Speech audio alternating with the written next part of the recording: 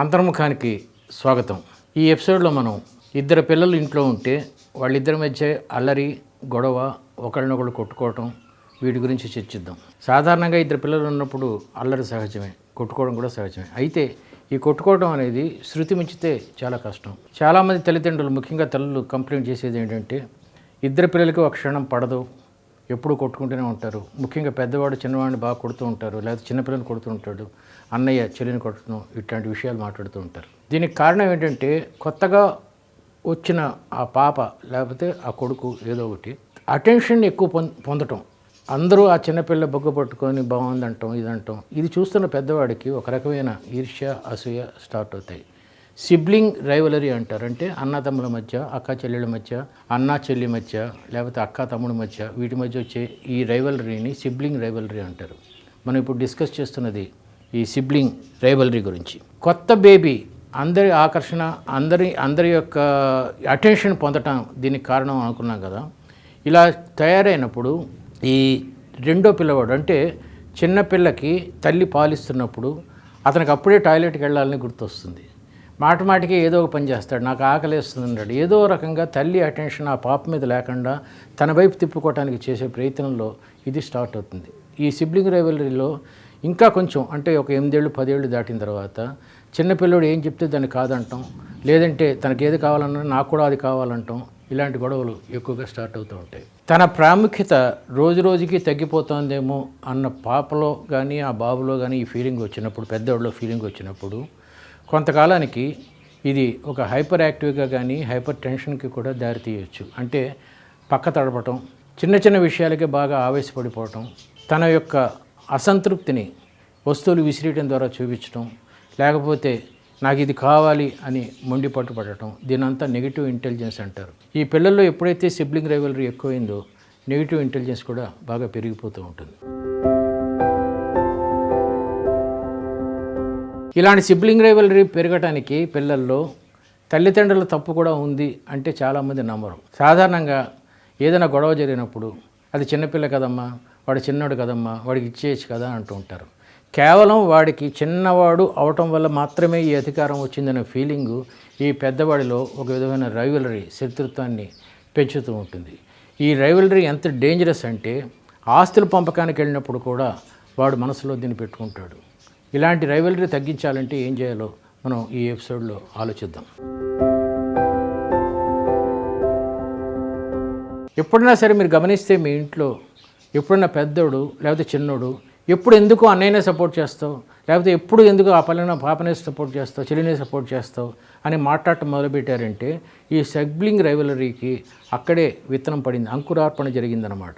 ఎప్పుడైనా సరే మనం ఒకరినే సపోర్ట్ చేయకూడదు. చాలామంది తల్లిదండ్రులు చేసే తప్పు ఏంటంటే మా చిన్నపిల్ల చాలా తెలివైందండి, పెద్దోడే కొంచెం జడుడు, కొంచెం సరిగ్గా వాడికి జ్ఞాపకశక్తి తక్కువ, చిన్నపిల్ల బాగా డ్యాన్స్ చేస్తుంది, బాగా చదువుకుంటుంది, వీడికి ఆ క్రమశిక్షణ లేదండి అని వాడు వింటూ ఉండగానే 10 మంది ముందు చెప్తూ ఉంటే ఈ సిబ్లింగ్ రైవలరీ జరుగుతుంది. ఫస్ట్ అసలు తల్లి సెకండ్ ప్రెగ్నెన్సీకి కడుపుతో ఉండగానే ఆ చేయి పట్టుకొని, పెద్దోడు చేయి పట్టుకొని, చూడమ్మా తమ్ముడు ఏమంటున్నాడు, చెల్లి ఏమంటుందో, లోపల ఉన్న చూడు పాప నీతో మాట్లాడడానికి ట్రై చేస్తుంది. ఇట్లా ఒక సామరస్యమైన ఒక సహృద్భావాన్ని వీళ్ళలో కలగజేయడంతో ఇది స్టార్ట్ అవ్వాలి. అలాగే హాస్పిటల్లో ఉన్నప్పుడు సాధారణంగా తల్లి పిల్లలకి దూరంగా ఉంటుంది. అప్పుడు ఆ బాధ్యత తండ్రి తీసుకోవాలి. వాడిని పార్కులకి తిప్పటం, సినిమాలకు తీసుకెళ్ళటం.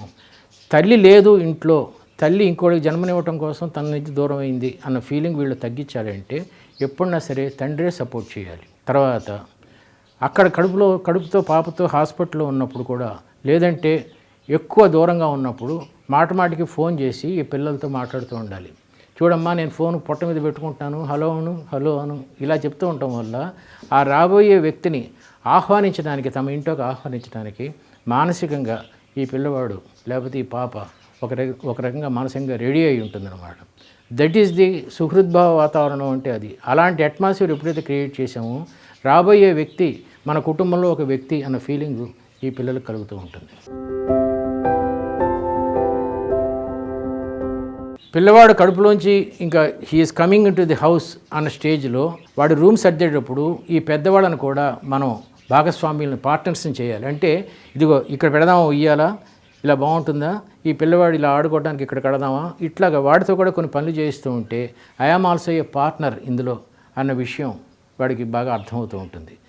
ఈ పిల్లలు పెద్ద అవుతున్న కొద్దీ ఒక ఏదైనా సిబ్లింగ్ రైవలరీ వస్తున్నప్పుడు ఎప్పుడైనా సరే పేరెంట్స్ రెఫరీలాగా ఉండకూడదండి. అంటే వాడు చేసింది కరెక్టు, వీడు చేసింది తప్పు, వీడు చేసింది కరెక్టు, వాడు చేసింది తప్పు, వాడిని కొడతాను, చూడు కొడతాను, నువ్వు ఇట్లా చేసావంటే ఇట్లా మాట్లాడటం మొదలుపెట్టే కొద్దీ వీళ్ళలో శత్రుత్వ భావం ఎక్కువ అవుతూ ఉంటుంది. కాబట్టి వీళ్ళంతవరకు రెఫరీలుగా ఉండటం మానేయాలి. అయితే ఒక రకంగా ఆలోచిస్తే ఈ సిబ్లింగ్ రైవలరీ ఒక రకంగా మంచిదే కూడా. ఏంటంటే ఎప్పుడైతే ఇద్దరు వ్యక్తులు దెబ్బలాడుకున్నారో వాళ్ళు మళ్ళీ తమ తప్పు తెలుసుకున్నప్పుడు, పశ్చాత్తాపం పొందినప్పుడు వీళ్ళ మధ్య రిలేషన్ బాగా గట్టిపడుతుంటుంది.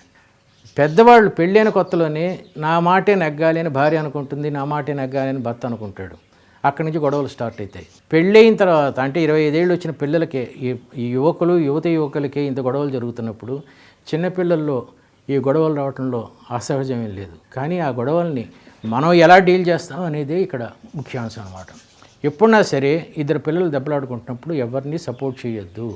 ఉన్నది అనలైజ్ చేయడానికి ట్రై చేసి వాళ్ళ మధ్య సామరస్యం కుదరటానికి మన పెద్దలు ప్రయత్నం చేస్తూ ఉండాలి. ఇద్దరు వ్యక్తులు దెబ్బలాడుకొని ఆ తర్వాత మళ్ళీ కలుసుకున్నప్పుడు వాళ్ళిద్దరి మధ్య స్నేహం మరింత గట్టిపడుతుందని చెప్పి సైకాలజిస్టులు చెప్తుంటారు. ఇది భార్యాభర్తల్లో కూడా జరుగుతూనే ఉంటుంది. బాగా దెబ్బలాడిన తర్వాత జరిగిన కలయిక చాలా బాగుంటుందని అందరికీ తెలిసిన విషయం కదా. ఇది పిల్లల్లో కూడా సంభవిస్తూనే ఉంటుంది. ఇద్దరు పిల్లలు ఎంత దెబ్బలాడుకున్నా ఆ తర్వాత కలిసిపోయినప్పుడు మరింత ప్రేమగా ఉండటం మనం గమనించవచ్చు. దెబ్బలాట సహజం. అయితే ఈ దెబ్బలాట యొక్క పరిణామం ఏంటి?